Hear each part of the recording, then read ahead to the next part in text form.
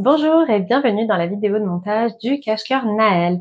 Donc dans cette vidéo, je vais vous montrer chaque étape pour tricoter le cache-cœur Naël avec moi pour que vous puissiez visualiser chaque geste facilement. Donc pour vous présenter le montage de l'ordre de tricot de ce patron, on va commencer par monter les mailles pour faire les raglans. Donc on va commencer par monter les mailles pour faire le dos, les demi-devants et les manches, et on va tricoter les raglans jusqu'à la séparation des manches. Donc ensuite on va séparer les manches, on va mettre les manches en attente et on va tricoter le corps en augmentant au fur et à mesure pour former les demi-devants. Puis on tricote la partie ceinture en faisant une fente sur le côté pour pouvoir glisser la ceinture. Puis vous allez tricoter les ceintures et enfin la bande d'encolure qui est remontée au fur et à mesure pour un peu resserrer le rendu du cache-cœur. Donc on vous explique tout ça dans le patron. Puis on réalise les manches qui sont toutes droites pour avoir un effet bouffant, sauf pour les dernières tailles où il y a quelques diminutions pour resserrer un tout petit peu la manche. Et enfin, je vous présente comment réaliser le poignet texturé avec le point brioche Honeycomb, sachant que c'est totalement facultatif. Si vous voulez, vous pouvez tout à fait tricoter les poignets en côte 1-1 si jamais c'est un point qui vous fait peur, parce que c'est ce qui rajoute pas mal de complexité au modèle. Voilà, et ben je vous souhaite un bon tricot. J'espère que vous aurez plaisir à tricoter Naël avec moi. Alors, avant de commencer, je voulais vous parler de l'échantillon parce que vous savez que moi, je considère qu'il faut toujours le faire, même quand on est, quand on tricote depuis très longtemps. Et du coup, ça vous permet, je voulais vous montrer en fait l'écart entre mes deux échantillons, puisque moi, j'ai tendance à tricoter assez lâche. Donc, j'ai d'abord fait un échantillon en 4 plutôt que les 4,5 qui sont recommandés dans le patron, puisque évidemment, l'échantillon du patron n'a pas été fait pour moi. C'est celui le plus générique pour ce type de modèle. Et en fait, là, mon échantillon, il était clairement trop petit. Donc, j'ai refait en 4,5. Et là, il n'est pas encore complètement sec. Mais bon, je l'ai déjà mesuré. Et du coup, je sais déjà que j'aurai bien mes 10-10. Donc voilà, ça me permet de faire un petit rappel sur l'importance de l'échantillon, toujours. Donc voilà. Et donc là, je vais pouvoir monter mes mailles. Hop, donc maintenant, on va monter nos mailles. Donc, vous l'aurez compris, le cache-cœur se tricote avec 2 fils de mohair tenus ensemble. C'est possible de le réaliser, je pense, en mélange mérino-mohair, mais vous n'aurez pas du tout le même rendu. C'est-à-dire que nous, là, on a un rendu avec la laine est tricotée assez déjaugée, donc ça fait des grosses mailles et donc il va y avoir un effet vaporeux. C'était ce qu'on voulait pour ce cache-cœur. Si vous le faites en mérino et mohair, vous aurez un cache-cœur qui sera tout aussi joli, mais qui aura beaucoup plus de tenue. Donc, vous tenez vos 2 fils ensemble et donc on va monter les mailles et donc il faut que vous dévidiez 3 fois la longueur finale à monter. Donc sur le patron, on n'indique pas, on indique un nombre de mailles et donc pas précisément un nombre des centimètres. Donc voilà, donc moi je dévide une grande longueur pour être tranquille, pour être sûr d'avoir assez et pas avoir à recommencer. Donc pour ce montage, on n'a pas de précision particulière, donc vous pouvez faire le montage de votre choix. Donc moi je fais toujours le long tail caston. Donc vous voyez, je fais ma première maille grâce à un nœud coulant. Et ensuite, je vais monter mes mailles. Donc le long tail caston, ça se présente comme ça. Donc on tient chaque fil dans ses doigts avec une position comme un triangle. Et avec la pointe de l'aiguille, on va venir chercher au niveau du pouce, passer par-dessus le fil du haut dans la boucle et on resserre. Donc je vous remontre. On prend avec la pointe de l'aiguille droite, on va aller chercher le fil qui est à l'extérieur du pouce, qu'on attrape, puis on passe son aiguille par l'extérieur autour du fil qui est tenu par l'index, et on vient finir dans la boucle du pouce, on lâche le pouce, et on serre, et comme ça, on forme des mailles.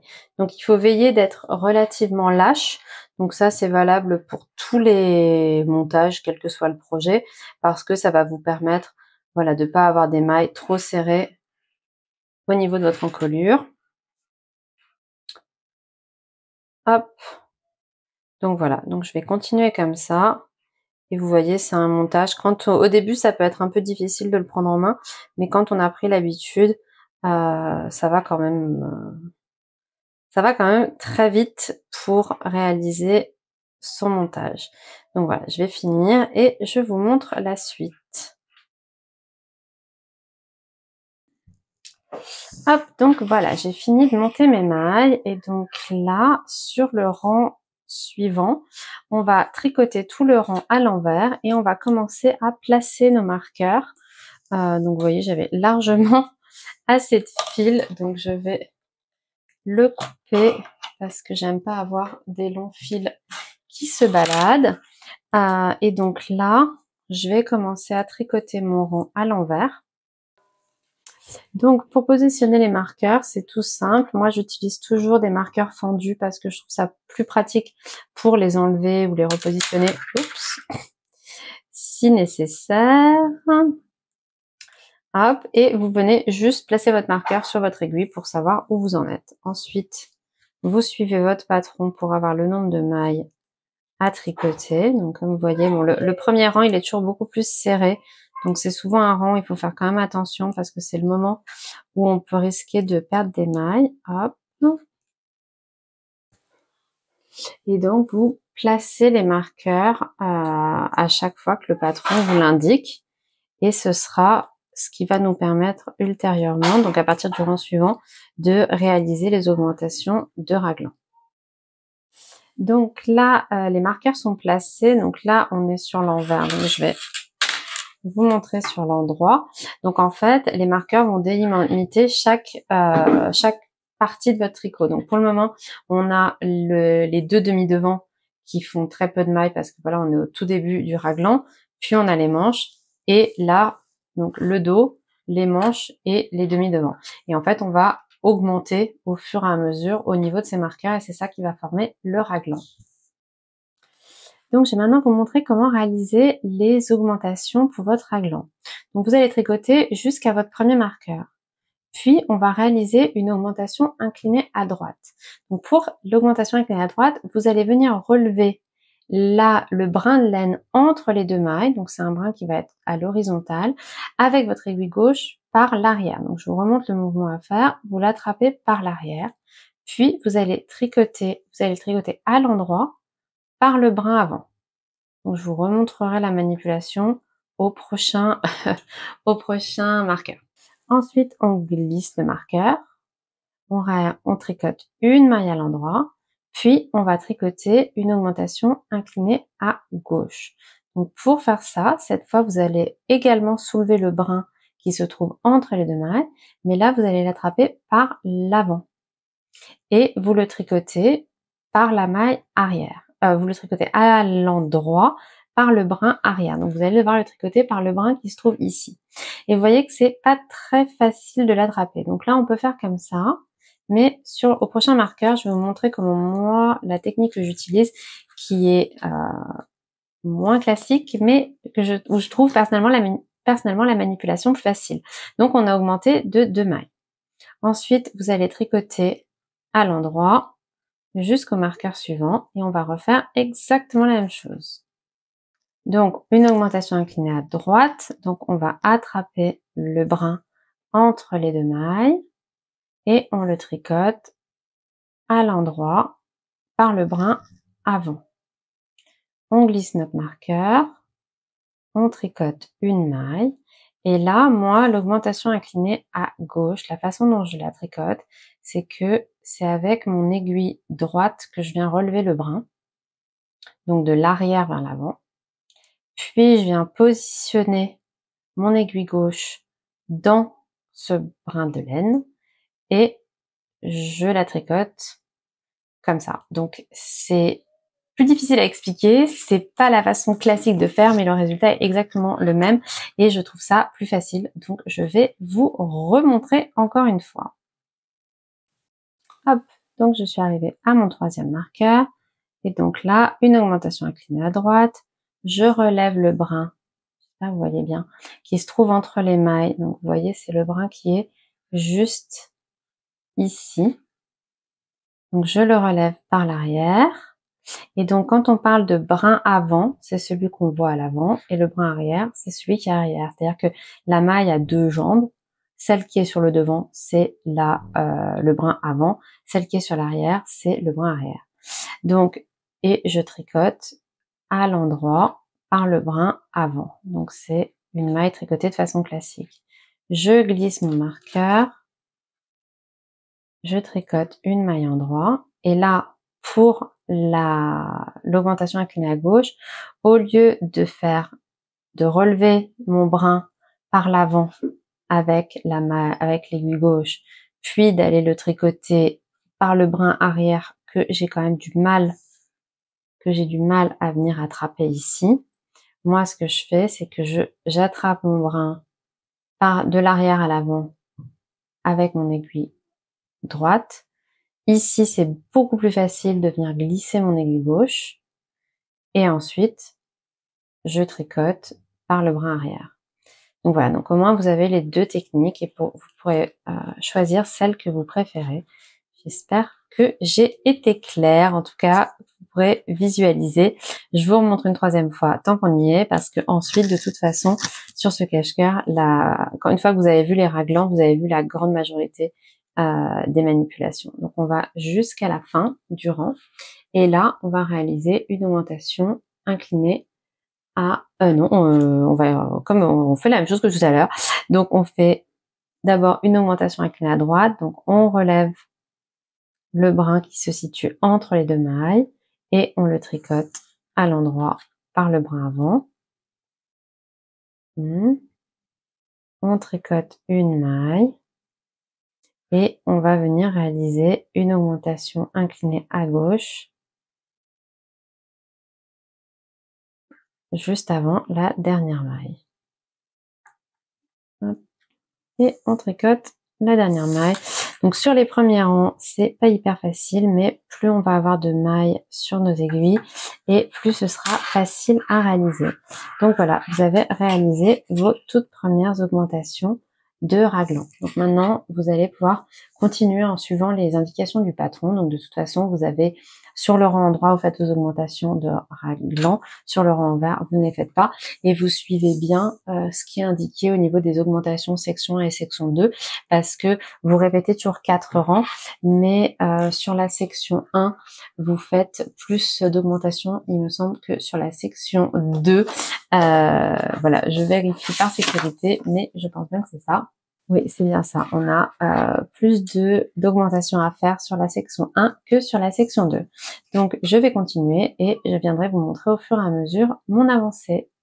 Alors, j'ai quasiment terminé les raglans donc je suis quasiment à la séparation des manches et donc je voulais vous montrer, j'ai réalisé que je vous ai pas montré les augmentations qu'on fait tout le long des demi-devants, qu'on fait donc après la première maille et avant la dernière, et je me suis dit que ça pouvait être intéressant de vous montrer comment on fait parce que c'est une manipulation qui est un chouïa plus difficile.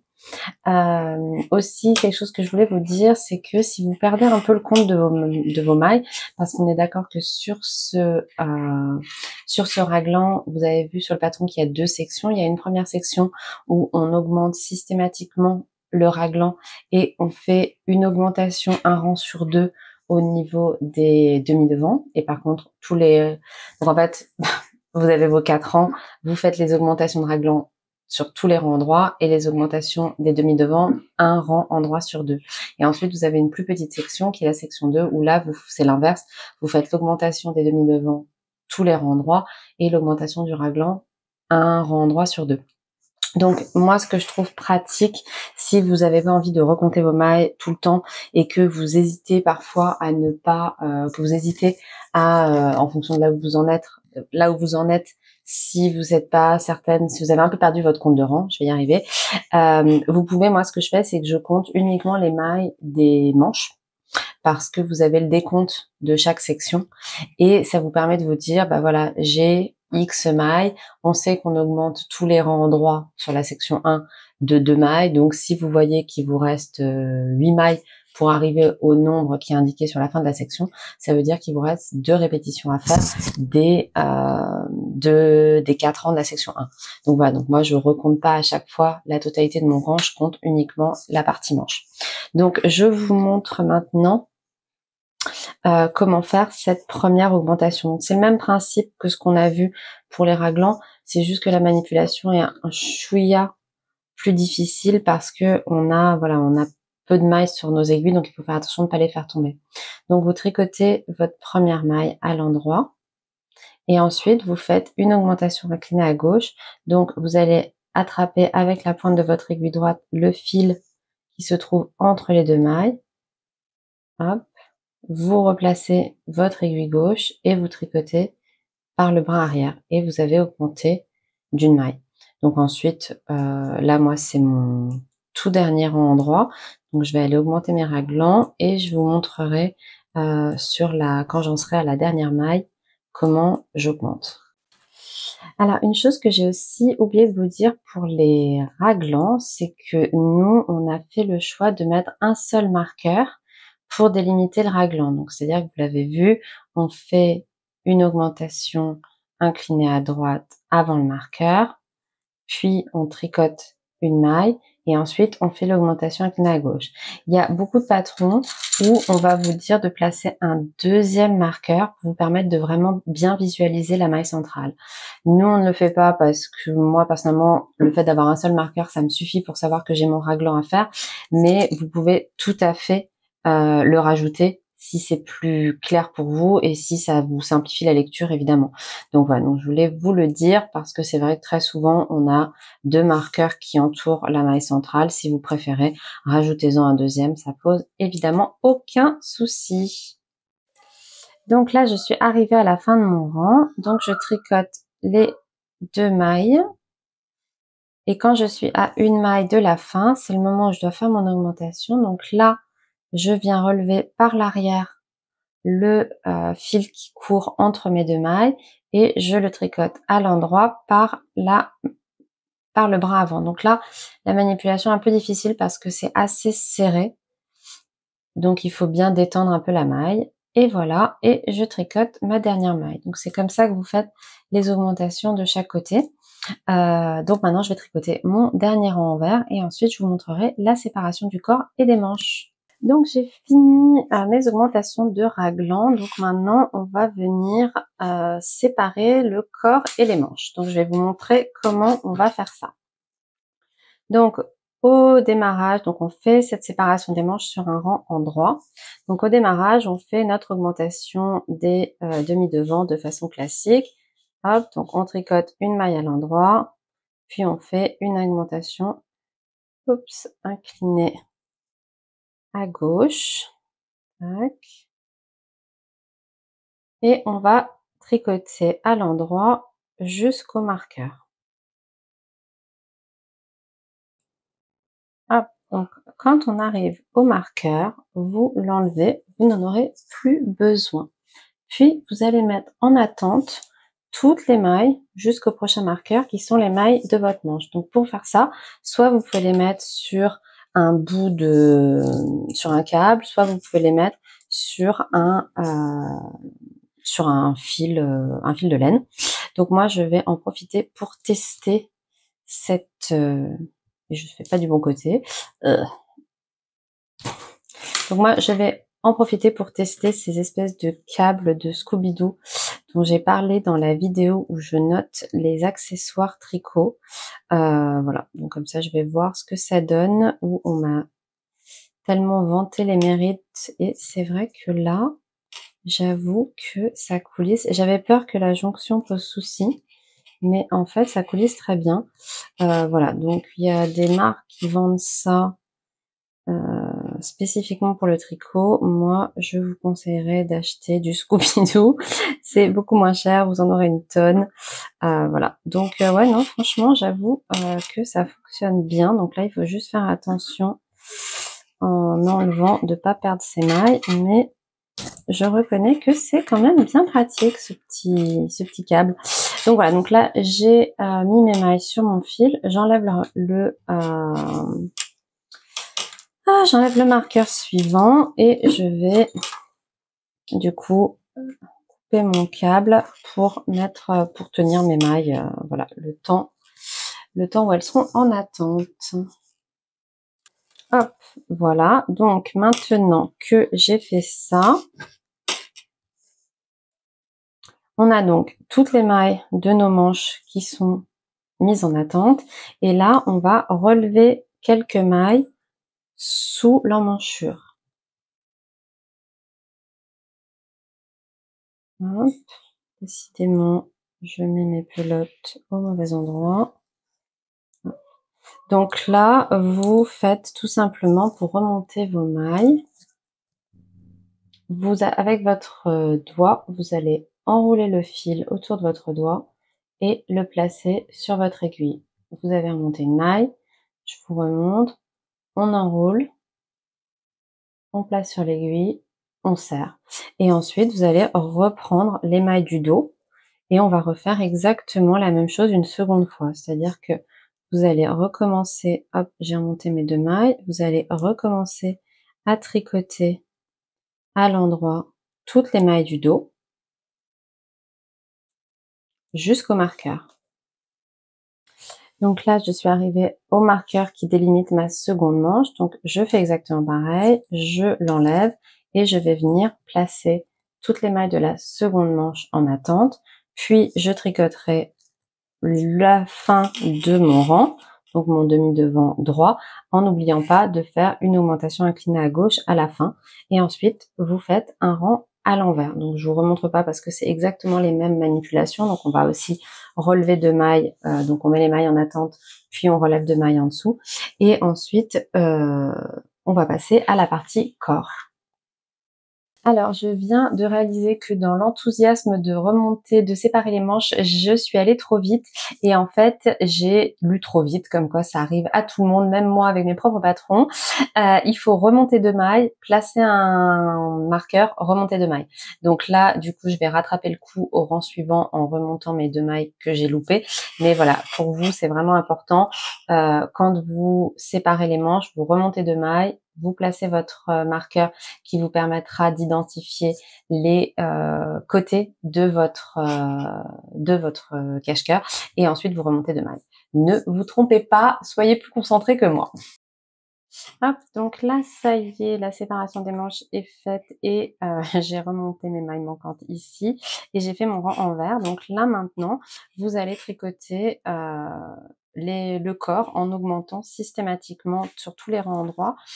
Une augmentation inclinée à gauche après la première maille et une augmentation inclinée à droite avant la dernière maille. Donc je vous l'ai déjà montré, donc je vous le remontre pas, on l'a déjà vu. Et donc là, vous allez continuer comme ça, à ce rythme-là, jusqu'à avoir atteint le nombre de répétitions qui sont indiquées dans votre patron.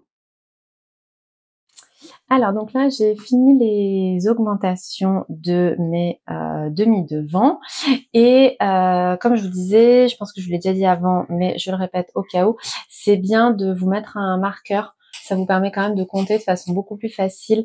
Là, quand vous commencez vos augmentations, quand vous avez séparé en fait le devant et enfin vous avez séparé les manches, ça vous permet voilà de compter beaucoup plus facilement pour vous y retrouver sur vos augmentations. Je voulais aussi vous parler rapidement de la longueur du cache-cœur. Donc nous, il est prévu pour être porté avec un peu de blouson et plutôt court. Donc vous pouvez tout à fait adapter cette longueur vous à ce que vous aimez plus en faisant moins de diminution ou plus de diminution. Donc moi par exemple comme je suis plus petite, je vais naturellement faire quelques diminutions en moins.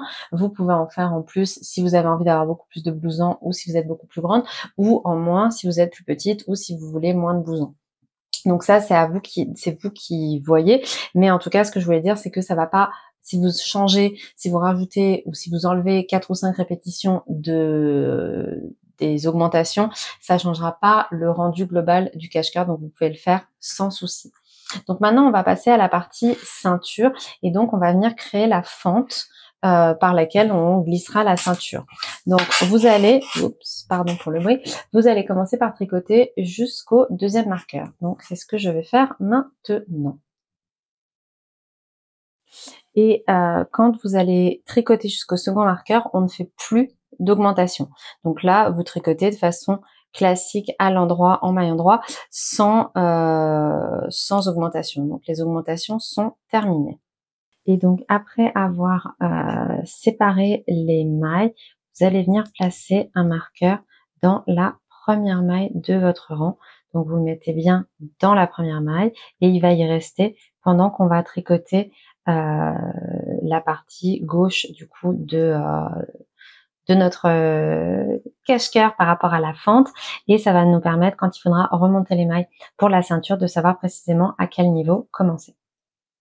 Et maintenant, on va reprendre la portion de maille qui est toujours sur notre ouvrage. Donc, on est sur l'envers. Donc, on commence par tricoter une maille envers de façon classique. Oups. Puis, on fait une augmentation inclinée à droite.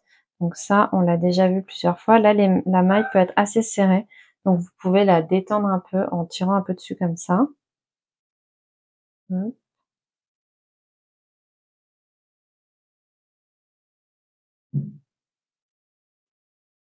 Et on refait cette manipulation 2 fois. Donc, une maille envers, une augmentation inclinée à droite.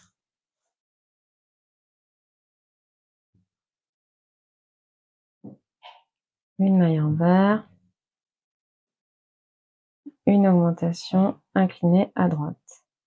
Et donc, quand vous avez tricoté vos 3 mailles à réaliser vos 3 augmentations intercalaires inclinées à droite, vous placez un marqueur qui va vous permettre de reconnaître cette section qui va être tricotée de façon différente.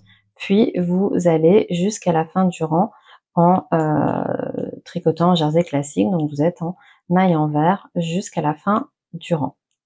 Une fois qu'on est arrivé à la fin de ce rang, on retourne et on repart à l'endroit jusqu'au marqueur qu'on a mis 6 mailles avant la fin de notre section. Donc là, de la même manière, on ne fait pas d'augmentation au début. On commence à tricoter directement en maille endroit. Et on va jusqu'au second marqueur. Et on arrive à notre marqueur. Donc, on glisse le marqueur. Et ensuite, on glisse une maille à l'envers, on tricote une maille en droit, on glisse une maille à l'envers, on tricote une maille en droit, on glisse une maille à l'envers, on tricote une maille en droit. Donc là, vous avez réalisé votre rang 1. Maintenant, on va retourner pour réaliser le rang 2 qui est donc sur l'envers. Et là, vous allez tricoter une maille envers, une maille en droit, une maille envers, une maille en droit, une maille envers, une maille en droit. Et vous allez maintenant jusqu'au bout de votre rang en tricotant toutes les mailles à l'envers. Donc là, les 2 rangs qu'on vient de faire, c'est les rangs que vous allez répéter 6 ou 7 fois en tout en fonction de ce qui est indiqué dans votre patron, sachant que les 2 premiers rangs qu'on vient de réaliser ensemble comptent comme la répétition numéro 1.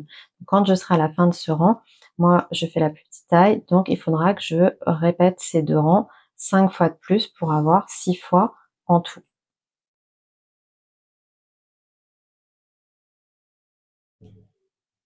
Et la manipulation qu'on fait au bout, c'est une sorte de faux jersey double qui va permettre de renforcer la fente dans laquelle on glissera la ceinture pour fermer le cache-cœur. Donc j'ai fini toute la partie gauche du passant de la ceinture. Donc on voit ici, donc là c'est l'espace pour la fente et on voit que la façon dont on l'a tricoté, ça fait un rendu un peu comme des côtes et donc ça va rendre cette partie-là un peu plus solide.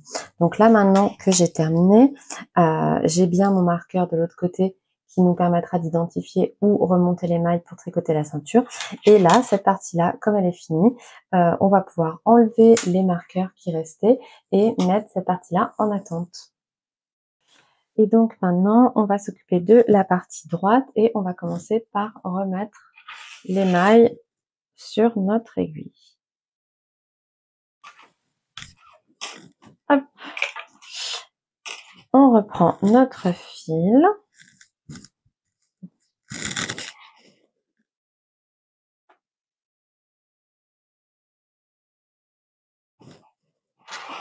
Et on va placer un anneau marqueur dans la première maille, dans la dernière maille du rang, qui nous permettra de nous aider comme de l'autre côté pour identifier à quel niveau tricoter la ceinture.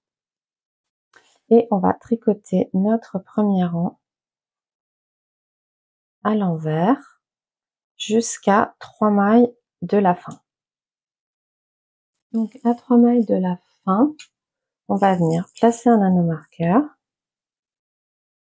et on va faire nos augmentations comme on l'avait fait tout à l'heure, sauf que là on fait des augmentations inclinées à gauche au lieu des augmentations inclinées à droite.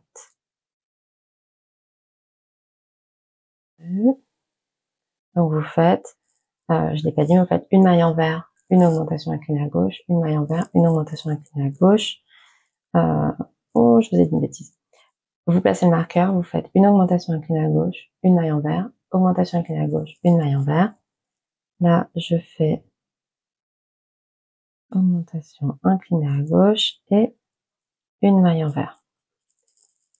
Hop, et là, on est dans la bonne position pour reprendre la même chose que ce qu'on a fait sur la partie gauche. Donc, on repasse sur notre rang droit.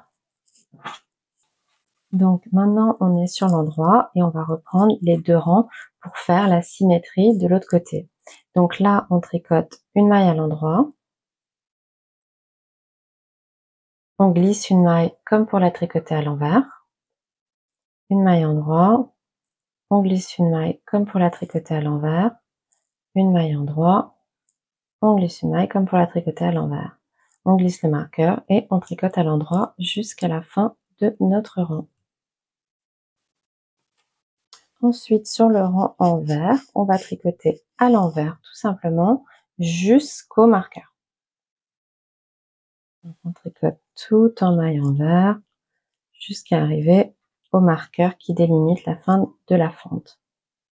Hop, donc là, j'arrive au marqueur, je fais ma dernière maille à l'envers, je glisse le marqueur et là, vous allez tricoter les mailles qui ont été glissées précédemment à l'endroit et les mailles envers de façon classique. Donc en fait, sur cette portion-là, vous faites une maille endroit, une maille envers, une maille endroit, une maille envers. Et vous répétez ces deux rangs 6 ou 7 fois en fonction de ce qui est indiqué dans votre patron. Et on va arriver à la même longueur que celle du côté droit à la fin. Alors, j'ai fini le côté droit de ma fente. Donc, on voit que maintenant, elles sont au même niveau. Et donc, à ce moment-là, vous devez couper le fil. Donc, vous finissez sur une maille envers, donc sur un rang envers. Donc, on coupe le fil et on remet toutes les mailles sur l'aiguille. Donc, c'est ce que j'ai déjà fait. Et donc, maintenant, on va reprendre nos mailles à l'extrémité du devant gauche et on va tricoter toutes les mailles à l'endroit. Puis, on fera un rang envers. Donc, on reprend notre fil et on repart à l'endroit. Et je vais vous montrer, de toute façon vous allez voir c'est tout simple, comment on tricote au niveau de la fente. Donc là je suis arrivée au niveau de la fente où on avait les mailles en sorte de jersey double.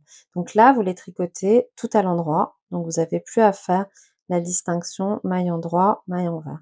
Donc les 6 mailles sont tricotées à l'endroit. Puis on arrive au moment justement où la fente est séparée. Donc là, ce que vous allez faire, c'est que vous allez tout simplement rapprocher vos mailles du bord de votre aiguille gauche et vous continuez à tricoter. Donc là, je vous recommande de serrer un peu sur les 2-3 premières mailles pour pas que ça vous crée une grande distance entre vos mailles comme les précédentes n'étaient pas à la suite les unes des autres. Vous pouvez enlever les marqueurs au fur et à mesure que vous les rencontrez, s'il en reste sur votre aiguille, car maintenant, on n'en a plus besoin. Donc là, maintenant, je vais aller jusqu'à la fin de mon rang, puis je vais faire un rang envers de toute la longueur, sur toute la longueur du rang, sur toutes les mailles, et ensuite, on passera au rabattage en I-cord. Et voilà, j'ai fini du coup l'aller-retour en jersey endroit qui nous a permis de réunir la fente. Et donc maintenant, on va réaliser le rabattage de toutes ces mailles en I-cord. Donc pour ça, on va réaliser le rabattage en I-cord. Donc je vous montre comment faire. Donc pour commencer, vous allez remonter 3 mailles supplémentaires. Donc, vous pouvez choisir la méthode que vous préférez. C'est possible de faire un montage à boucle, où vous savez, vous faites une boucle autour de votre doigt, vous la positionnez sur l'aiguille et vous serrez et ça fait une maille supplémentaire. Donc vous le faites 3 fois. Mais à ce niveau-là, moi je trouve qu'elles sont un peu serrées et difficiles à tricoter, à reprendre après. Donc je préfère faire un montage tricoté. Je sais pas exactement quel est le nom, mais ce que je fais, c'est que je tricote une maille et je la positionne sur mon aiguille. Puis je tricote une deuxième maille et je la positionne sur mon aiguille. Et enfin une troisième maille et je la positionne sur mon aiguille. Et comme ça, j'ai remonté 3 mailles. Ensuite, pour le rabattage, on va tricoter les 2 premières mailles à l'endroit et les 2 mailles suivantes par le brin arrière. Donc pour ça, vous attrapez les 2 mailles par l'arrière et vous les tricotez ensemble. Ensuite, vous allez repositionner toutes les 3 mailles sur votre aiguille gauche et on va continuer comme ça tout du long. Donc on tricote les 2 premières mailles à l'endroit et les 2 suivantes, hop, les 2 suivantes par le brin arrière et on les repositionne sur l'aiguille gauche. Je vous remontre une dernière fois.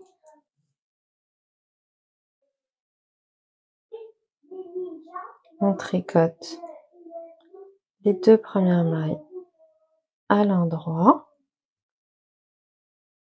et les 2 suivantes par le brin arrière. Et voilà, et on continue comme ça sur la totalité des mailles de notre rang jusqu'à les avoir toutes rabattues. Et donc voilà le rendu du rabattage que vous devez obtenir. Donc il roulotte un peu avant le blocage, mais vous verrez, après le blocage, on pourra bien le lisser pour qu'il tienne droit. Et veillez à ne pas faire un rabattage trop rigide. Donc vous pouvez vous permettre d'avoir vos mailles assez lâches pour que, parce que voilà, le rabattage en accord, c'est pas un rabattage très élastique, donc il faut quand même voilà garder un peu de mou, que ce soit pas trop rigide. Donc vous pouvez, voilà, il faut bien garder vos mailles bien lâches lorsque vous les tricotez, il faut pas trop serrer. Donc là par exemple, je les replace sur mon aiguille et ensuite je vais pas trop tirer quand je vais tricoter, hop, les 2 premières. Vous voyez, je garde mon fil quand même assez lâche et là je vais aller attraper les 2 suivantes par le brin arrière et je garde, voilà, je garde quand même les mailles assez lâches sur mon aiguille. Vous voyez, elles sont pas trop serrées et ça leur permet aussi de coulisser facilement d'une aiguille vers l'autre. C'est long, mais c'est très joli. Je vais maintenant vous montrer comment réaliser la ceinture. Donc on va venir remonter des mailles tout le long de cette partie. Donc vous vous souvenez, c'est la fin des augmentations de nos demi-devants et là c'est l'équivalent de la fente de la ceinture et on avait mis un marqueur pour identifier où remonter justement les mailles pour la ceinture. Donc maintenant on va pouvoir l'enlever et on va venir avec nos aiguilles 4,5 relever 10 mailles. Donc la partie, et il y a beaucoup plus de mailles, donc il faut relever à peu près une maille tous les 2 ou 3 rangs. Et ce qu'on vous précise dans le patron, c'est que faites attention, vous devez, oups, j'ai mon tricot qui tombe, vous devez utiliser la partie courte de votre fil. Donc c'est-à-dire que vous prenez votre fil et normalement on va mettre la partie courte ici et on va relever nos mailles. Donc, je ne sais pas si vous avez bien vu. On va voilà, garder la partie courte sur le côté et on va remonter nos mailles avec la partie longue. Là, on fait l'inverse. Donc, on met la partie courte du côté gauche, dans mon cas, et on va remonter les mailles avec cette partie-là. Donc, on pique là où se situait le marqueur.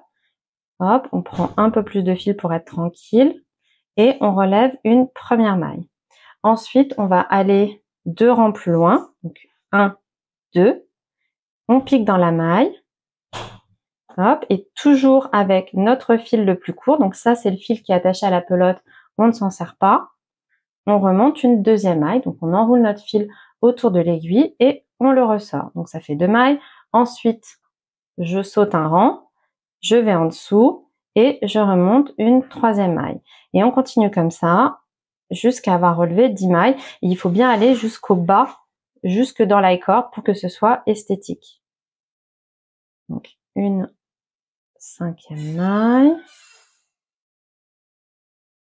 6.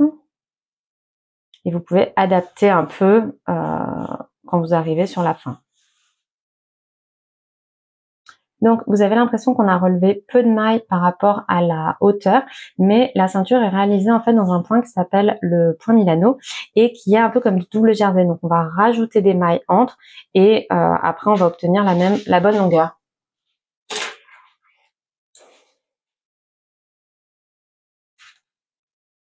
Hop. Donc, je l'ai fait machinalement sans vous montrer, mais en fait, je le refais. Donc, en fait, vous voyez, on a relevé nos mailles avec le fil le plus court, donc j'ai aussi mon fil de rabattage qui est ici. Et maintenant, vous allez faire coulisser votre aiguille de l'autre côté pour maintenant pouvoir utiliser le fil le plus long. Et on commence directement sur un rang en droit. Donc, on va commencer par faire un rang de mise en place où on va tricoter toutes nos mailles à l'endroit.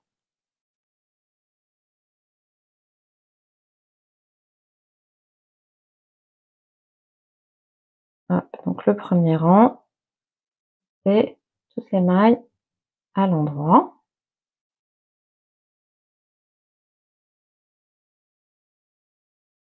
Et c'est sur le rang en vert qu'on va commencer à faire nos augmentations et qu'on va rajouter des mailles. Hop. Donc sur l'envers, on va faire une maille en vert, puis une augmentation inclinée à droite. Donc on les a déjà vues très souvent, donc c'est toujours un peu le même principe où moi, comme je les trouve serrées, je détends un peu ma maille. Hop, pour là, en effet, on est bien serré, donc c'est un peu galère. Hop, et on fait une augmentation. Puis on tricote la maille qu'on a remontée à l'envers et on refait une augmentation inclinée à droite. Donc toujours pareil, je détends un peu ma maille pour réussir à mieux la tricoter. Une maille en vert. Hop. On attrape le fil par l'arrière et on doit le tricoter à l'avant par le brin avant. Mais comme c'est très serré, moi je vous ai déjà montré, je passe mon aiguille tout le tour, hop, pour pouvoir l'attraper plus facilement pour la détendre. Une maille en vert, une augmentation inclinée à droite. Donc vous voyez ce que je fais, hop là j'ai pas attrapé les deux brins. Ce que je fais, c'est que je passe mon aiguille droite tout autour de mon aiguille gauche et je tire un petit peu pour détendre ce fil et pouvoir l'attraper plus facilement. Hop, et on fait ça jusqu'à la fin du rang.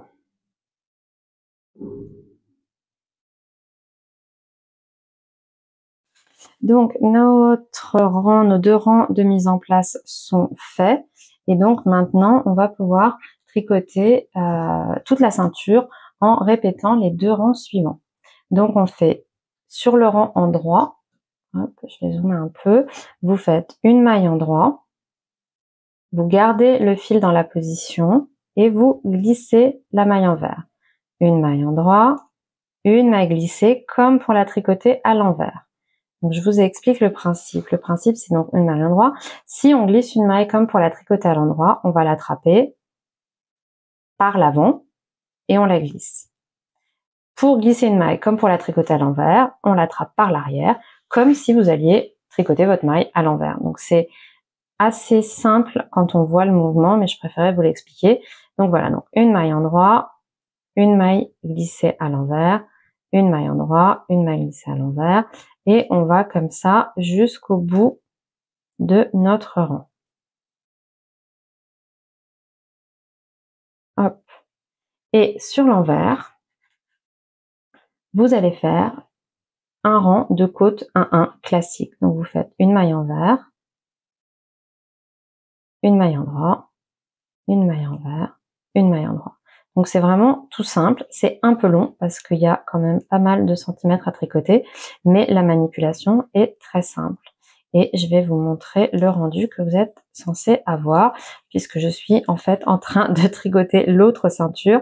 Mais comme là, je pars quelques jours et je vais avoir du mal à filmer, je voulais vous montrer comment faire la ceinture sur la deuxième. Donc, je vous montre celle que je suis en train de faire. Hop, hop, hop, elle est là. Donc voilà, donc le rendu de votre ceinture, il est comme ça. Donc on est sur un point qui est joli des deux côtés, même si c'est pas ce qu'on appelle du jersey double, parce que le jersey double, en fait, on trouvait que le rendu était trop épais en double mohair. Donc voilà, et donc vous avez pas mal de centimètres à faire, mais vous allez voir, comme le point est très simple, ça se fait assez rapidement. Alors donc là, j'ai fini ma ceinture qui fait la longueur désirée. Et donc, toujours désolée pour le bruit des aiguilles, on va faire un rabattage tubulaire pour la finir. Donc, il va falloir couper le fil de notre pelote et il faut prévoir à peu près 3 fois la longueur nécessaire. Donc moi, je prévois 3 fois la longueur du coup du rabattage et moi, je prévois toujours beaucoup plus pour être tranquille et ne pas prendre de risques. Donc, on coupe le fil. Et je vais vous montrer comment réaliser le rabattage tubulaire. Donc il va falloir se munir d'une aiguille à laine ou d'une aiguille à tapisserie qu'on va, hop, et on va y glisser notre fil. Hop, donc moi je prends une aiguille avec un chat bien large parce que le double mohair c'est pas toujours facile à enfiler. Donc pour réaliser notre rabattage tubulaire, on va commencer par passer notre aiguille avec le fil dans la première maille comme pour la tricoter à l'envers, et on la laisse sur l'aiguille, donc on ne la fait pas tomber et on tire jusqu'au bout. Ensuite, on va passer dans la deuxième maille et là cette fois on passe à travers, donc de l'avant vers l'arrière en traversant la maille. Hop, on tire le fil. Et on va cette fois prendre notre première maille comme pour la tricoter à l'endroit et on la fait tomber de l'aiguille. Et on tire toujours notre fil. Puis on passe dans la deuxième maille de l'aiguille uniquement en prenant le brin avant de la droite vers la gauche. Hop. Et on refait exactement le même mouvement dans la première maille et cette fois on la fait tomber de l'aiguille. Et à chaque fois on tire sur le fil pour le faire passer à travers sans trop tirer. On garde notre fil sur l'arrière et on vient le ramener vers l'avant en passant entre la première et la deuxième maille de l'arrière à l'avant. Et on recommence. Donc on passe dans la deuxième maille de l'avant à l'arrière en traversant la maille. Et on refait exactement la même chose dans la première maille et cette fois on la fait tomber de l'aiguille. Donc on passe à travers, on la fait tomber de l'aiguille et on tire le fil. Hop. Puis on passe dans la deuxième maille en la transperçant de la droite vers la gauche en prenant uniquement le brin avant. Et on refait le même mouvement sur la première maille et on la laisse tomber d'aiguille.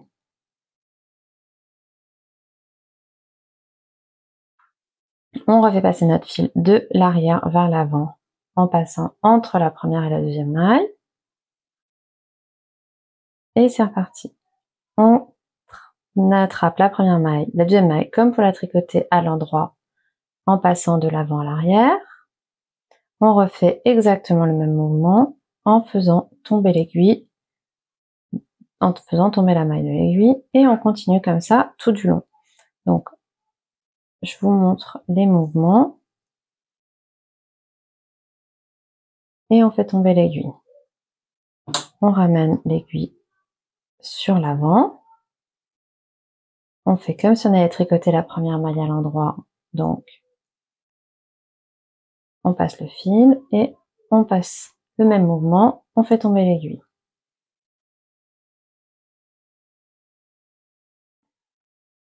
On traverse la deuxième maille par le bras avant. On traverse la première maille par le bras avant et on la fait tomber de l'aiguille. On garde notre fil sur l'arrière et on le ramène sur l'avant. Et vous continuez comme ça jusqu'à avoir abattu toutes vos mailles et vous avez fait un très joli abattage tubulaire. Donc maintenant, on va passer aux manches et donc pour cela, on va commencer par remettre les mailles des manches qui sont en attente sur notre câble. Hop, donc voilà, mes mailles sont remises sur mon aiguille. Donc moi, je vais tricoter la manche en magic loop parce que c'est la technique que je préfère, mais vous pouvez tout à fait utiliser des mini aiguilles ou des doubles pointes si vous préférez. Donc là, on va joindre notre fil et on va remonter 6 mailles sous l'emmanchure. Donc si vous vous souvenez, tout à l'heure, oups, je suis désolée, j'ai mes aiguilles qui font beaucoup de bruit. Donc si vous vous souvenez, tout à l'heure, on avait remonté uniquement 4 mailles qu'on voit à ce niveau-là sous l'emmanchure. On va en remonter une de plus de chaque côté qu'on viendra diminuer ensuite et ça va vous éviter d'avoir un trou sous l'emmanchure. Donc je vais vous montrer ça tout de suite.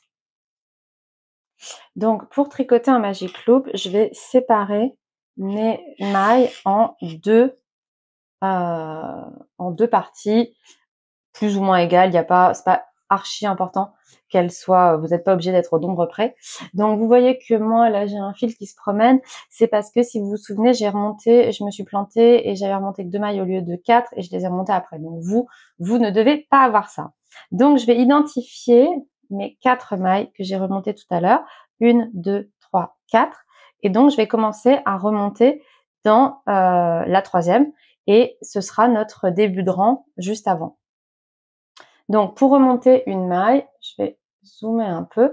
Pour remonter une maille, en fait, avec votre aiguille droite, vous piquez dans la maille.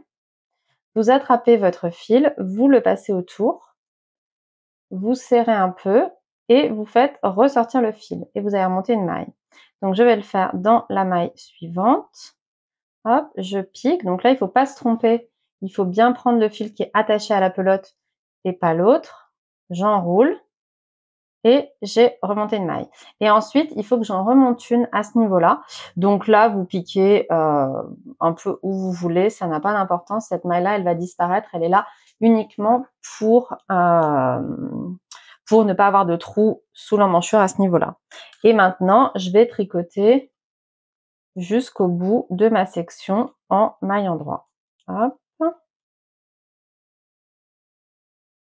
Hop, donc là, je suis arrivée à la fin de ma section. Donc, je vais retourner mon ouvrage. Donc, ça me permet de vous montrer comment faire du magic loop si vous n'en avez jamais fait. Et en fait, le principe, c'est le magic loop, ça permet de tricoter un petit diamètre sur des grands câbles en rond sans avoir de couture. Donc là, vous voyez, mon aiguille, mon câble était sorti. Donc, je vais repositionner toutes les aiguilles de la deuxième section sur mon aiguille. Donc, c'était mon aiguille droite qui devient mon aiguille gauche. Et l'aiguille qui porte les mailles de la section 1, je la fais coulisser pour pouvoir manipuler mes mailles.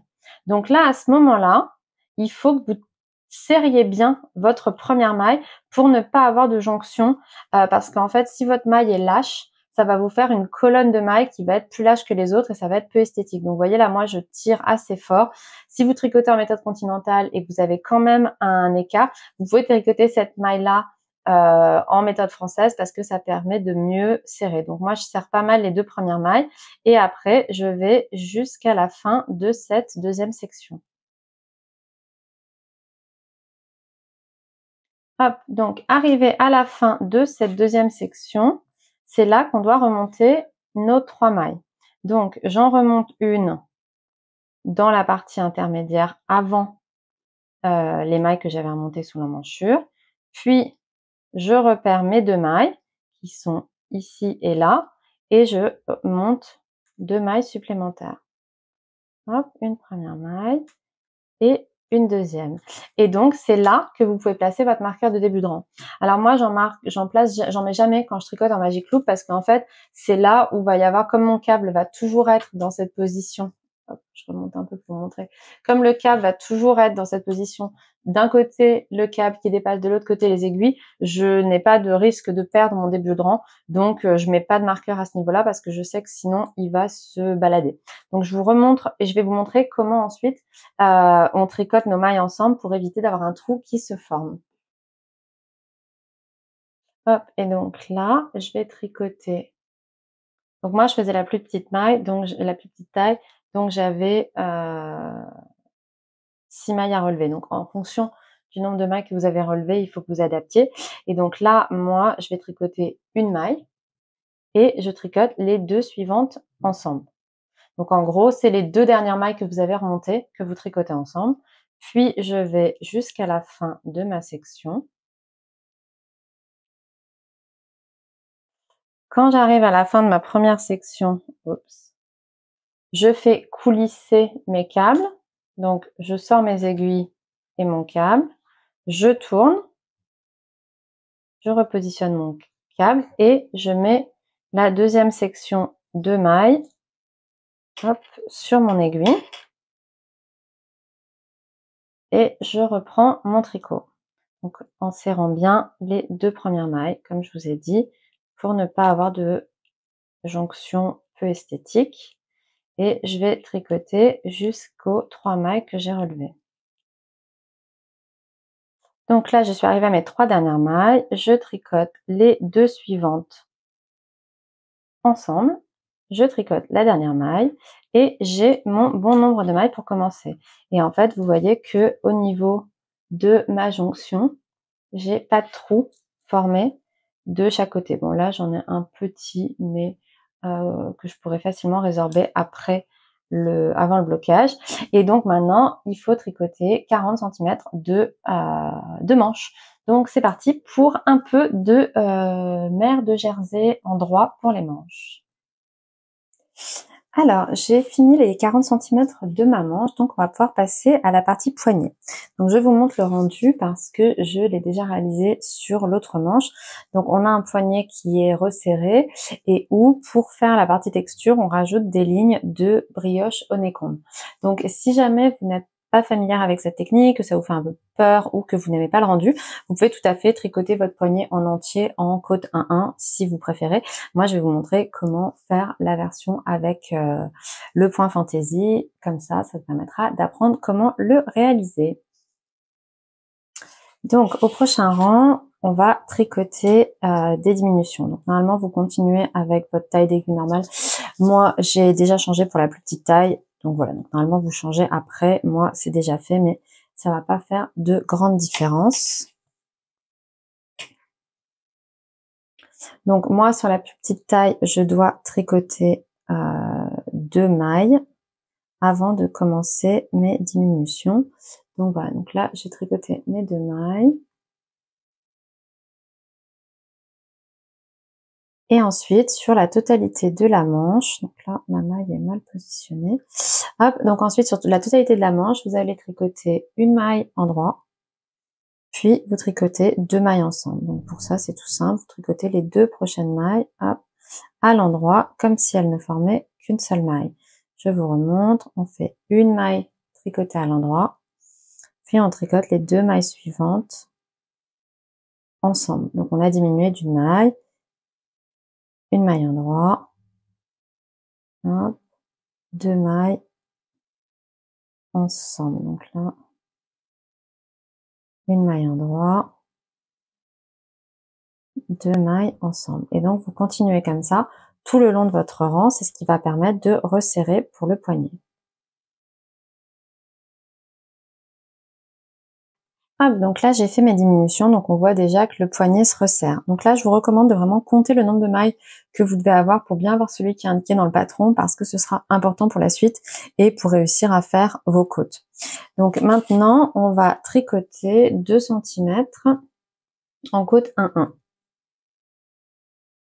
Donc pour ça c'est tout simple, pour faire des côtes 1-1, vous allez faire tricoter une maille à l'endroit, vous faites passer le fil sur l'avant et vous tricotez une maille envers, vous entraînez le fil sur l'arrière et vous tricotez une maille en droit. Je vais zoomer un peu. Donc on fait, donc là je fais ma maille envers, donc vous tricotez une maille à l'endroit, vous entraînez le fil sur l'avant de votre ouvrage, vous tricotez une maille à l'envers, vous entraînez le fil sur l'arrière, vous tricotez une maille en droit, vous entraînez le fil sur l'avant et vous continuez comme ça. Donc à l'envers, on entraîne le fil sur l'arrière et on tricote notre maille avant et on tire pour faire passer le fil sur l'avant pour tricoter une maille envers. Donc vous voyez, quand on tricote en méthode continentale, ça permet vraiment d'avoir un mouvement très fluide sur les côtes parce que vous allez pouvoir très facilement repositionner votre fil de l'endroit vers l'envers pour tricoter vos côtes. Donc vous continuez comme ça jusqu'à avoir fait 2 cm. Donc j'ai fini mes 2 cm de côte 1-1. Donc maintenant on va faire un rang où on va réduire le nombre de mailles en prévision du point honeycomb, parce qu'en fait le point honeycomb c'est un point brioche et donc il prend plus de largeur que des côtes 1-1 classiques. Donc là on va commencer, donc pour faire ce rang de préparation, on tricote une maille envers, hop, puis 2 mailles ensemble à l'endroit. Donc attention parce que c'est serré. Hop, donc on fait une maille envers et 2 mailles ensemble à l'endroit. Une maille envers, 2 mailles ensemble à l'endroit. Et vous continuez comme ça tout le long du rang. Donc à ce moment-là, on ne respecte plus les alternances maille endroit, maille envers du rang précédent, enfin des côtes 1-1 d'avant. C'est-à-dire que là, vous voyez par exemple, je vais faire une maille envers dans une maille endroit. Ça n'a pas d'importance puisque de toute façon, quand on va faire le point brioche, on va plus voir les mailles comme elles se présentaient avant.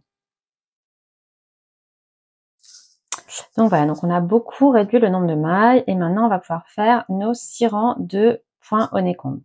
Alors là, mon meilleur conseil, c'est de suivre le patron en mettant votre cerveau en off, en faisant ce qui est indiqué dans le patron, sans réfléchir à la partie rationnelle de pourquoi c'est fait comme ça. Vous pouvez avoir déjà fait un point brioche honeycomb sur certains patrons qui étaient présentés différemment, mais vous allez voir que ça fonctionne. Donc voilà, certaines testeuses ont été perturbées par la façon dont les choses étaient faites ici. Et vraiment, mon meilleur conseil, c'est suivez le patron, ne vous posez pas de questions et vous verrez à la fin, ça marche. Donc là, on va commencer par faire une maille glissée, un jeté. Donc pour ça, en fait, on va en même temps, dans le même mouvement, glisser, faire le jeté et glisser la maille à l'envers. Donc glisser la maille à l'envers, je vous montre sans le jeter. Si on veut glisser une maille à l'endroit, on la prend par l'avant et on la fait passer sur l'aiguille droite. Si on veut glisser à l'envers, on la passe par l'arrière, comme si on allait la tricoter à l'envers. Donc là, je fais mon jeté et je glisse la maille.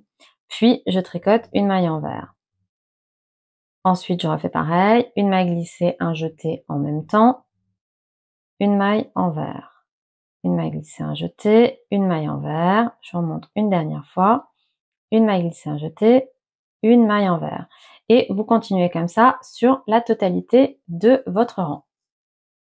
Alors, une petite précision, si vous êtes en Magic Loop, là, moi, j'ai fini par une maille glissée, un jeté, donc il faut bien garder son fil sur l'avant et le refaire passer par-dessus pour continuer à tricoter, puisque il faut qu'on simule le jeté. Donc, je repasse pas mon fil de l'autre côté de ce câble-là, je le laisse bien là, je le laisse sur l'arrière, et je viens, hop, en serrant un peu, tricoter ma maille envers sur mon aiguille gauche.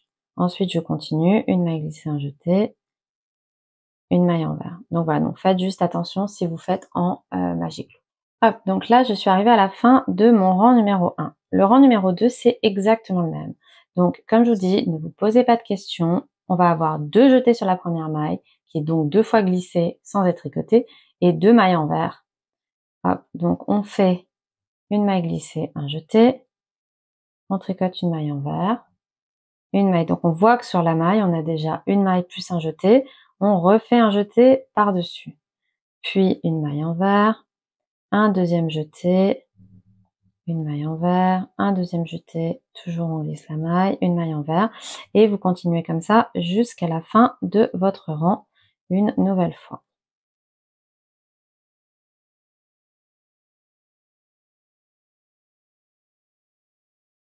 Ah, donc là, on a tricoté nos 2 rangs. Donc, c'est un peu difficile de visualiser parce qu'on a beaucoup de fils sur notre aiguille. Mais en fait, on voit que là, on a la maille glissée avec ses 2 jetés, puis une maille envers, la maille glissée avec ses 2 jetés et la maille envers. Donc il faut bien repérer vos mailles envers parce que c'est ça qui va vous aider à tricoter la suite.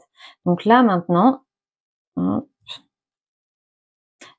passe à notre rang numéro 3 et là on fait l'inverse de tout à l'heure. C'est-à-dire que les mailles qui ont été glissées tout à l'heure, on les tricote ensemble à l'envers avec leur jeté. Hop, donc une maille. Donc là on fait une maille envers. Puis vous voyez ici sur mon aiguille, j'ai ma maille envers. Je la tricote, je la glisse en faisant un jeté.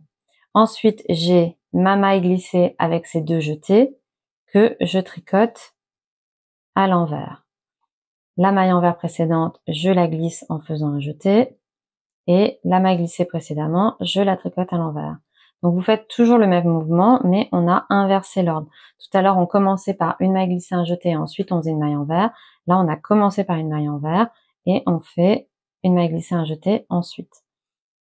Hop, et vous continuez à ce rythme en faisant bien attention de contrôler quelles sont vos mailles précédemment glissées, quelles sont vos mailles précédemment tricotées, et vous continuez à ce rythme-là jusqu'à la fin de votre rang. Donc là, moi, j'arrive à la fin de ma section. Une maille glissée, un jeté sur la maille envers. Et je tricote, je fais passer mon fil sur l'avant de l'ouvrage et je tricote à l'envers. Donc là, j'ai fini mon rang numéro 3 et on termine sur une maille glissée, un jeté. Donc encore une fois, si vous êtes en Magic Loop, faites attention de bien passer votre fil par-dessus l'aiguille qui maintenant va devenir l'aiguille droite pour simuler le jeté.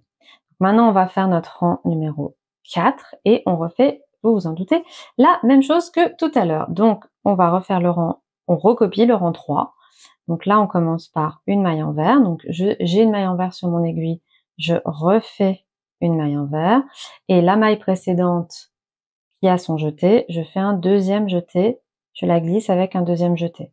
Donc on est exactement dans la même configuration que le rang numéro 2 de tout à l'heure, à la différence qu'on a inversé l'ordre des mailles. Donc là, je regarde ce que j'ai sur mon aiguille, j'ai une maille glissée avec un jeté, donc je refais un jeté tout en glissant ma maille. J'ai une maille envers, je tricote une maille envers. Et donc on continue à enchaîner maille envers, maille glissée, un jeté, jusqu'à la fin du rang de nouveau. Et on arrive aux 2 derniers rangs, donc on commence à voir la brioche, le point honeycomb se dessiner. Et là, on va refaire les mêmes rangs que les rangs 1 et 2. Donc les rangs 5 et 6 correspondent à l'identique, à la même chose que les rangs 1 et 2.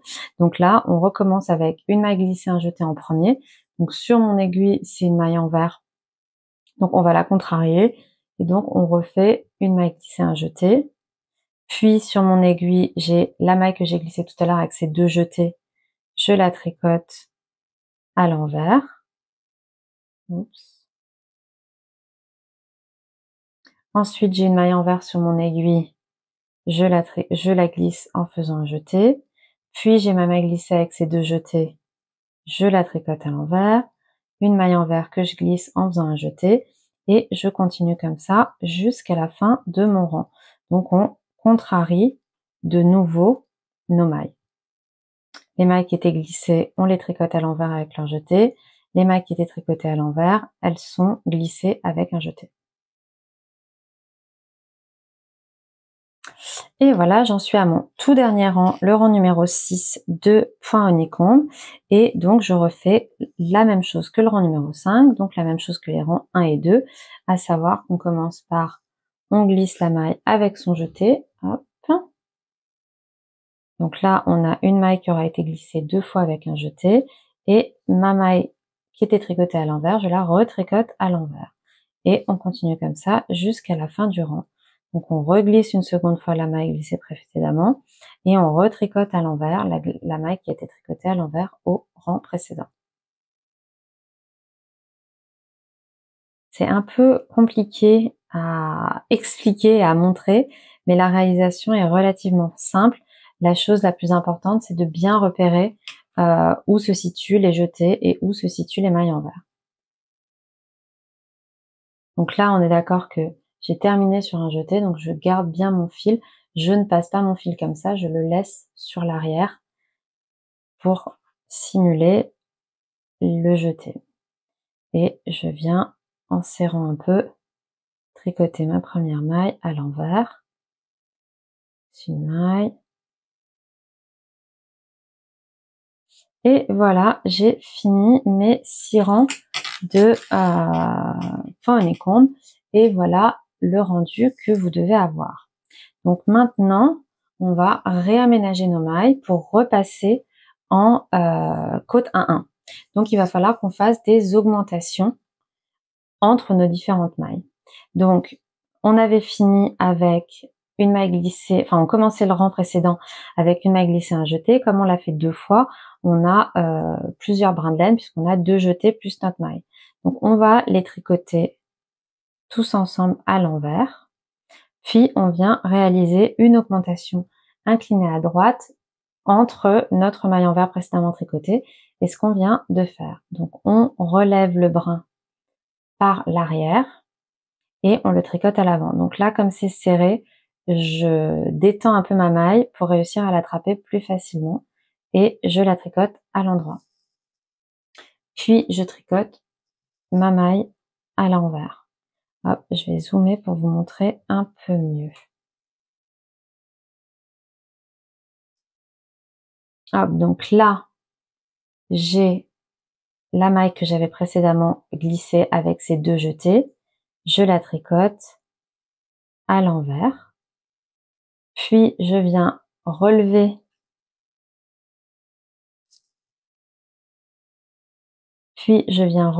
le brin qui court entre les 2 laines de l'arrière vers l'avant et je dois le tricoter à l'avant par le brin avant.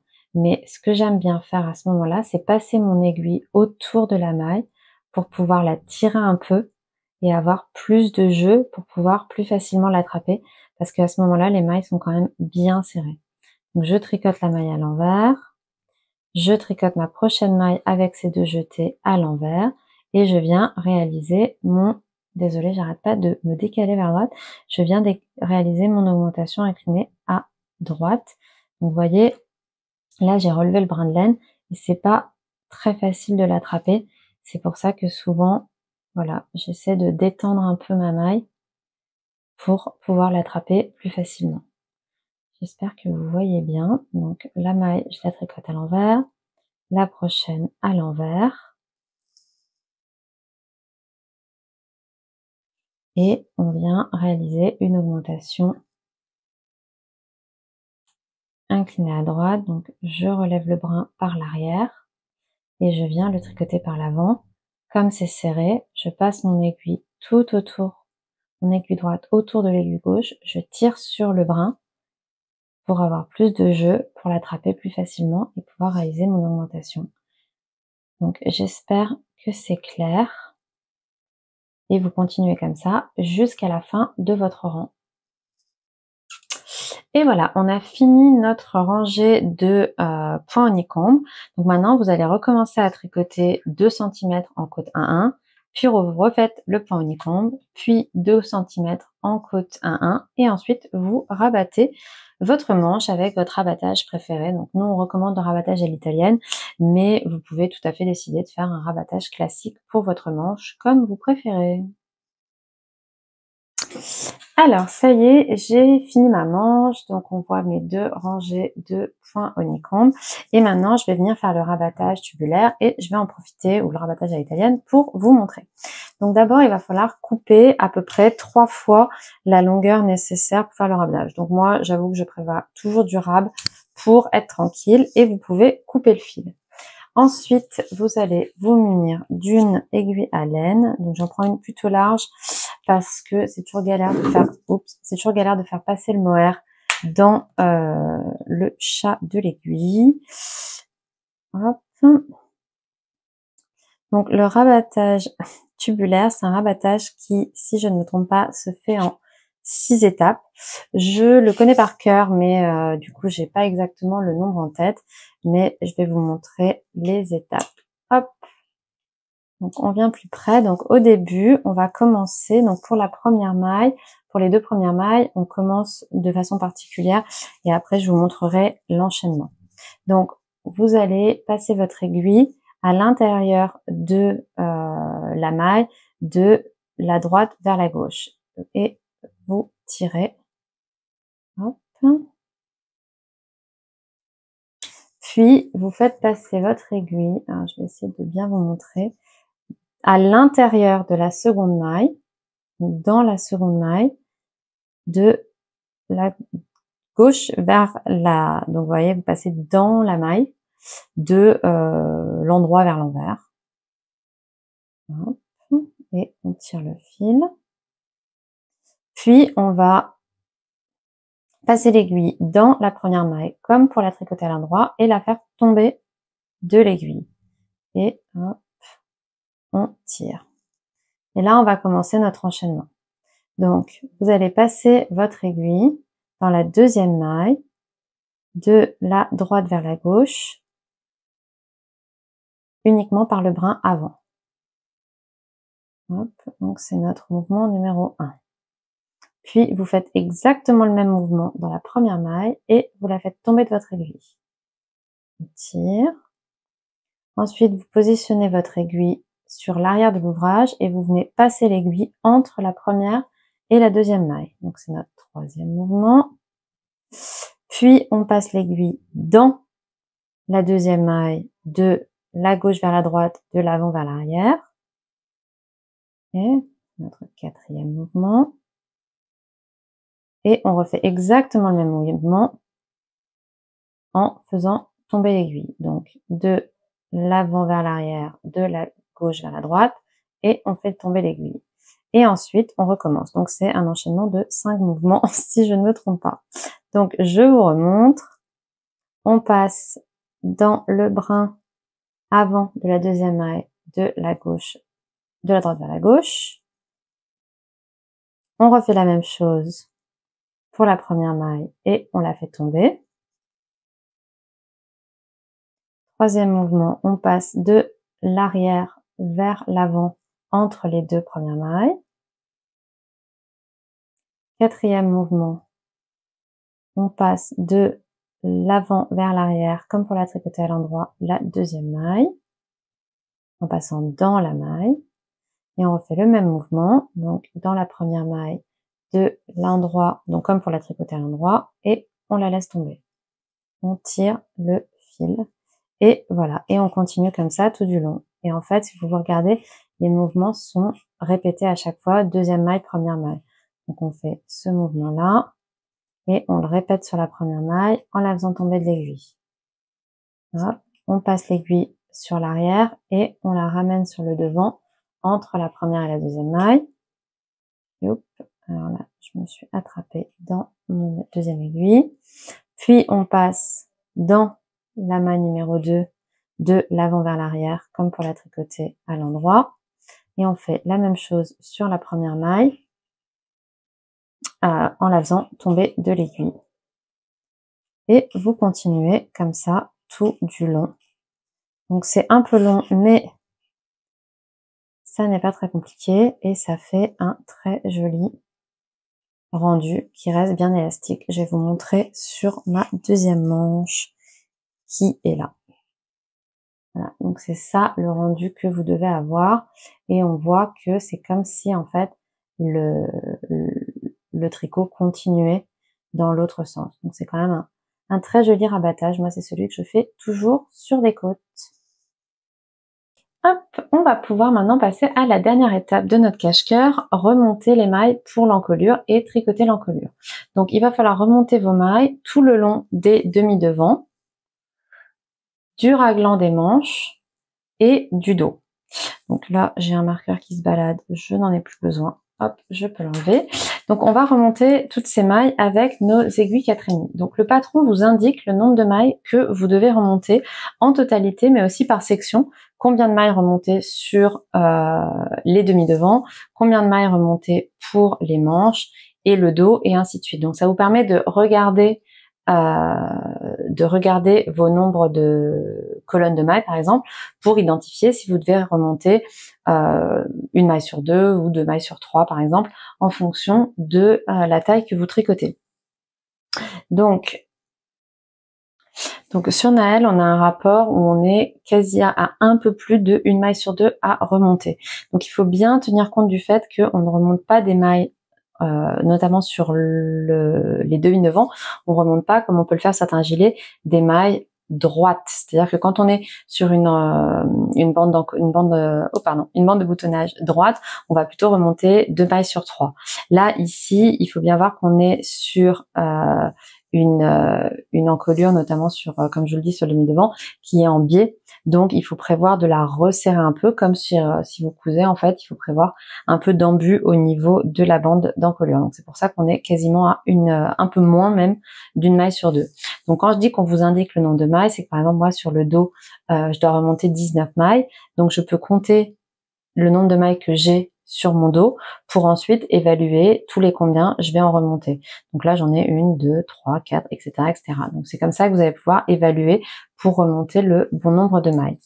Donc ensuite, pour remonter vos mailles, c'est tout simple. Je vous l'ai déjà montré, il me semble, mais comme je suis plus sûre, je vais le refaire. Je pense que je l'ai fait. Ah, je l'ai fait, oui, pour les manches. Donc en fait, vous allez prendre votre devant droit et vous allez venir piquer votre aiguille là à la jonction entre la ceinture et le demi-devant. Ah oui, alors, une chose que j'ai oublié de vous dire qui est hyper importante, c'est que pour ce projet, on remonte les mailles avec le petit côté. Donc, c'est-à-dire que d'habitude, on va remonter nos mailles avec le fil qui est attaché à la pelote. Là, il faut que vous dévidiez à l'avance la quantité de fil qui va être nécessaire pour remonter les mailles de l'encolure, pour pouvoir le faire avec le côté du fil qui n'est pas accroché à la pelote. Donc je vous conseille de dévider une bonne longueur de fil pour être tranquille et ne pas vous retrouver coincé en fait. C'est-à-dire qu'il faudra à la fin qu'on prenne, donc on va en fait dévider une bonne longueur de fil et vous allez garder tout votre fil dévidé sur la droite et vous allez commencer à remonter le fil à remonter vos mailles avec le fil que vous avez dividé pour que en fait le départ, le fil de la pelote, il soit accroché là où vous avez commencé à remonter vos mailles. Donc je vais encore en dévider un petit peu plus. Donc n'hésitez pas à prévoir beaucoup de fils pour être bien tranquille. Donc ensuite vous avez votre pelote que vous allez positionner là où vous allez commencer à remonter vos mailles. Donc vous allez remonter le maille avec le fil qui a été dévidé. Donc ce que vous faites, c'est que vous allez vous positionner à la jonction entre le demi-devant et la ceinture droite et vous allez piquer dans la maille, enfin piquer dans la première maille qu'on voit qui est la maille lisière, hop, et on va commencer à remonter nos mailles. Tac. Donc on attrape notre fil, qu'on passe autour de l'aiguille et on remonte une maille. Et là où maintenant il ne faut pas se tromper, c'est qu'on a de ce côté-là le fil qui est attaché à la pelote. Donc celui-là, on ne s'en sert pas et on va utiliser le fil qu'on a dévidé, qui n'est donc pas attaché à la pelote, pour remonter les mailles. Donc il faut que j'inverse la position, hop, je passe le fil de la pelote en dessous et il va rester ici et je vais commencer à pouvoir remonter mes mailles, donc en piquant à chaque fois dans la maille lisière et en prévoyant de remonter un peu moins qu'une maille sur 2. Donc vous pouvez compter au fur et à mesure jusqu'à que vous ayez le bon nombre. Donc il faut évaluer, ça se fait un peu à l'œil, j'avoue. Donc vous faites une maille sur 2 et de temps en temps vous en faites 2 d'affilée. Hop, et vous continuez ainsi jusqu'à avoir atteint l'autre côté, donc la jonction du demi-devant gauche et de la ceinture gauche. Et on passera à ce moment-là à la suite. Alors je viens... Oups.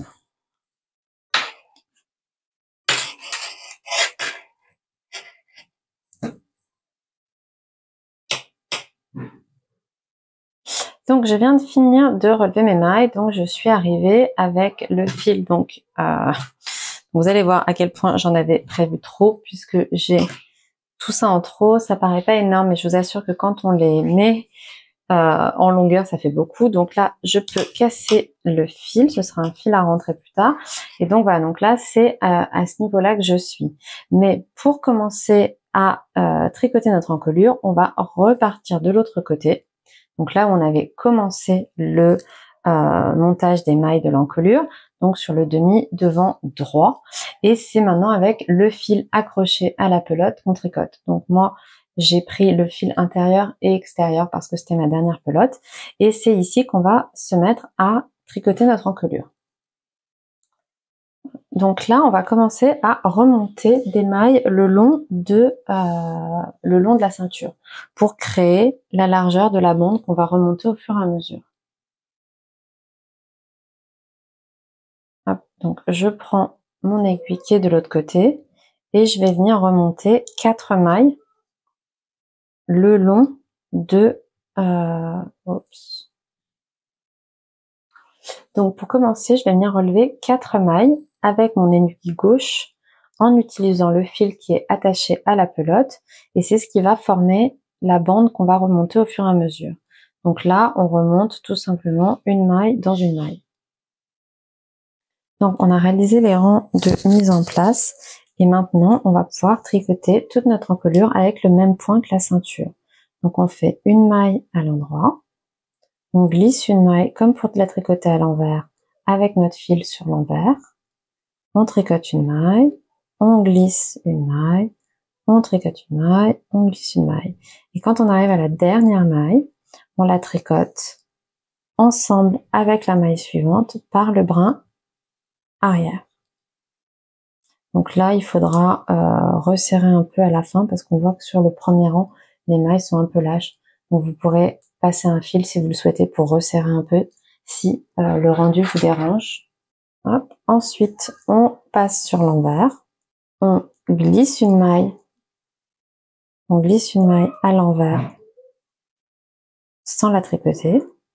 Puis on tricote une maille endroit, une maille envers, une maille endroit, une maille envers, une maille endroit, une maille envers. Et on va répéter ces 2 rangs tout du long et on va remonter comme ça au fur et à mesure. Donc je vous remontre. Donc sur le rang endroit, on tricote une maille à l'endroit, on glisse la suivante, une maille endroit, on glisse la suivante, une maille endroit, on glisse la suivante, et quand on est sur la dernière maille, on la tricote avec la maille suivante par le brin arrière. Puis on passe sur l'envers. Pas la manipulation la plus agréable à faire, mais vous verrez qu'à la fin, il y aura un très joli rendu. Et donc sur l'envers, on glisse la première maille à l'envers, puis on tricote une maille endroit, une maille envers, une maille endroit, une maille envers. Hop. Et voilà. Et ça nous permet, vous voyez, au fur et à mesure, étant donné qu'on tricote à chaque fois la dernière maille avec la suivante par le brin arrière, on remonte comme ça notre encolure et ça va nous permettre d'avoir une encolure qui est dans le même sens que les mailles de notre cache-cœur. Donc voilà, je viendrai vous montrer quand j'aurai avancé. Donc là, je suis arrivée à la fin de mon encolure. Donc il me reste 7 mailles sur mon aiguille. Donc je m'arrête là et on va réaliser une couture pour relier nos 7 mailles de l'encolure sur le début de la ceinture. Donc vous pouvez couper le fil et vous munir d'une aiguille à tapisserie pour faire votre couture. Donc on vous dit de faire une couture grafting dans le patron. C'est pas totalement un grafting puisque normalement un grafting ça se fait entre 2 rangs de mailles qui sont à nu comme ça. Donc là on va essayer de faire du mieux possible pour avoir une jolie couture le plus invisible possible. Hop. Donc je n'ai pas fait de couture grafting depuis une éternité, donc j'ai pris mon propre livre pour me souvenir comment la réaliser.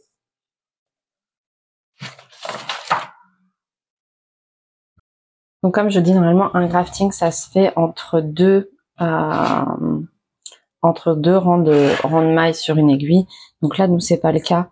Donc on va essayer de faire une jolie couture, mais sans être voilà, sans être hyper précis. Donc avec le fil, on va venir prendre une maille à ce niveau-là.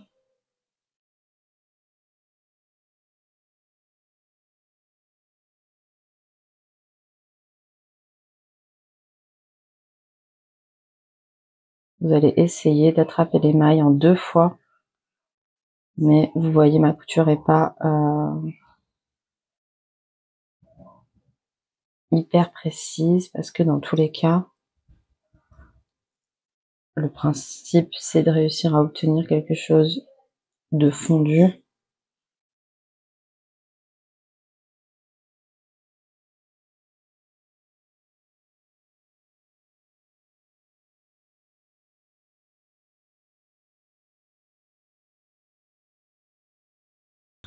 Donc voilà, donc le principe c'est de faire une couture la plus propre possible sur le bas de la ceinture, mais on n'est pas, il n'y a pas vraiment une technique hyper précise pour la réaliser. Tant qu'elle est fondue et jolie, ça fait l'affaire. Donc voilà, vous êtes arrivé à la fin de, on est arrivé à la fin de notre cache-cœur Naël. Donc il ne nous reste plus qu'à rentrer tous les fils, bloquer notre projet et en profiter. Pour finir cette vidéo, je voulais vous parler de la version boutonnée du cache-cœur Naël pour vous expliquer quelles modifications vous devez faire sur le patron si vous préférez ne pas faire les liens et tricoter une version que vous allez boutonner sur le côté. Donc c'est absolument tout simple. Quand vous êtes à la fin, quand vous avez fini les demi-devants, vous tricotez tout droit. Je crois que c'est 7 cm. Donc vous ne faites pas de fente, vous ne vous embêtez pas, vous tricotez tout droit le nombre de centimètres qui est de toute façon indiqué dans le patron. Vous oubliez la fente et ensuite vous faites votre abattage en accord et après vous venez coudre des boutons pour accrocher votre cache-cœur et de ce côté-là vous pouvez le coudre sur l'intérieur pour que ce soit invisible. Donc vous voyez, c'est une modification qui est archi simple et pour celles qui préfèrent la version boutonnée au lieu des liens, vous savez comment faire. Merci à toutes d'avoir suivi cette vidéo. J'espère que vous avez aimé tricoter Naël avec moi. Je vous embrasse et à bientôt.